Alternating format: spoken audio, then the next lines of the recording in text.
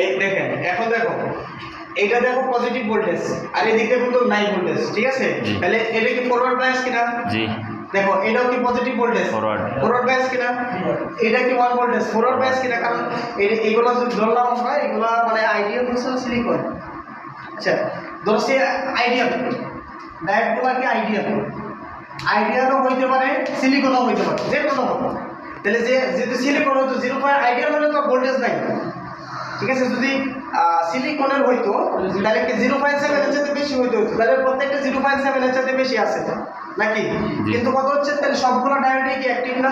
জি। কিন্তু অ্যাকচুয়ালি কাজ করবে কোনটা? 1। হ্যাঁ 1 কাজ করবে না 3 কাজ করবে না 2 কাজ করবে? বলো তো।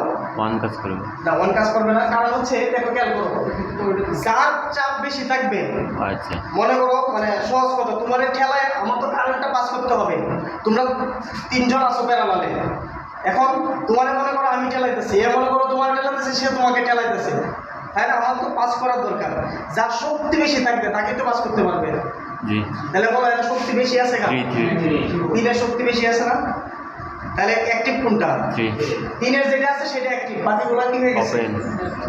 ডিঅ্যাক্টিভ হয়ে গেছে, ওপেন হয়ে গেছে। কথা কি বোঝা গেছে না? যদি আইডিয়াল হয় তাহলে এগুলো ব্যারিয়ার ভোল্টেজ নাই, আর যদি আইডিয়াল না হয় সিলিকন বা জার্মেনিয়াম থাকে তাহলে ওই অনুযায়ী তাহলে কোনটা অ্যাক্টিভ হবে? যার ব্যারিয়ার ভোল্টেজ বেশি থাকবে সেই কি হবে? অ্যাক্টিভ হবে। কথা কি ক্লিয়ার? বোঝা গেছে না? যায় না? তাহলে কি হয়ে গেছে না? সলিউশন হয়ে গেছে না? তাহলে এগুলো কি হয়ে গেছে? এটা ওপেন হয়ে গেছে, এটাও কি হয়ে গেছে? ওপেন হয়ে গেছে। তাহলে আছে কোনটা? একটা। তাহলে এই দিক থেকে দেব অ্যাপ্লাই কেবিএল। তাই কারেন্ট সবসময় কোন দিকটা প্রবেশ করে? এই দিকটা প্রবেশ করে। দেখো তাহলে কত? 3 মাইনাস কত? যেহেতু এই ব্যারিয়ার ভোল্টেজ নাই তাহলে কত হয়ে যাবে সেটা? 0। তাহলে এই দিকটা আসতেছে, তাহলে কত লেখা যায়? -1 ইনটু কত? I কি 1 ইনটু I না? ইকুয়াল টু কত? 0। I equal to 3। হ্যাঁ 3। তাহলে কত আসে? 3। I সমান, সুতরাং I equal to 3 milliampere. এটাই आंसर। কি বোঝা গেছে না? যায় নাই? যদি সিলিকনে থাকতো তাহলে এটা কত লিখতেন? 0.7। বুঝা আসছে না? বুঝে আসছে না? আসলে এই সব বুঝছো তুমি? না বুঝো নাই? তাহলে কোনটা অ্যাক্টিভ হচ্ছে? যার চাপ বেশি সেই অ্যাক্টিভ হচ্ছে। ক্লিয়ার কথা?